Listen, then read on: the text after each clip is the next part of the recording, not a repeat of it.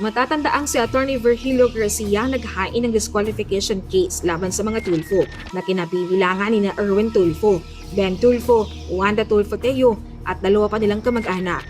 Si Erwin at Ben ay parehong tumatakbo sa pagkasenador habang si Wanda naman ang first nominee ng Turismo Party List. Ang mag-ina ni Senator Raffy Tulfo na kasama rin sa petisyon ay mga kandidato naman sa lokal na posisyon. Sa inilabas na kautusan ng COMELEC First Division, ipinunto nito na bigo ang petitioner na magsumite ng mahalagang dokumento kabilang ang certificates of candidacy ng mga respondent na mahalaga para maberipika ang impormasyon tungkol sa aligasyon.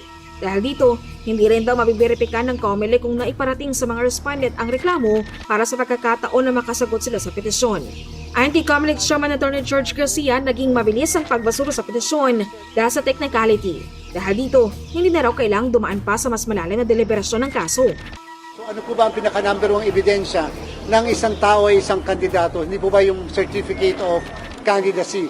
Kaya po sa lahat ng petition to disqualify at petition to deny due course or cancel candidacy, alam po ng lahat ng abogado yan na number 1 na attachment dyan ay ang COC nung mismong pinapadisqualify ng mga kandidato. Sa kabila nito, nilinaw naman ng COMELEC chief na may pagkakataon pa ang petitioner na umapila at iakyat ang kaso sa COMELEC Anbank para makapagbigay ng paliwanag kung bakit hindi ito nakapagbigay ng mga kailangang attachments. Option din ng petitioner na i-refile na lang ang petisyon. Dapat mapag-aralan ng mga abogado o yung ng counsel ng petitioner kung ano ang pinakamaganda nilang option. Basta sa part po ng COMELEC, ano man po yung option nila. Again, katulad din po ng iba, we are going to decide immediately on the cases. Agad namang naglabas ng pahayag si Erwin Tulfo matapos ang desisyon ng COMELEC First Division. Lubos ang kanyang pasasalamat sa naging hatol ng dibisyon, lalo na anyat mula ito sa patas at makatarungang proseso.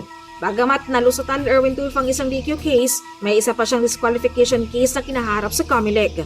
Matatandaan mayroong magkahiwalay na disqualification case na isinampay laban sa kanya dahil sa issue ng kanyang citizenship, political dynasty at sa kanyang dating conviction sa kasong libel. Sa ngayon, ang kasong ito ay hawak na rin ng COMELEC First Division. Asahan nyo rin po na hopefully by the next week baka magkaroon ng disposisyon ang COMELEC Division.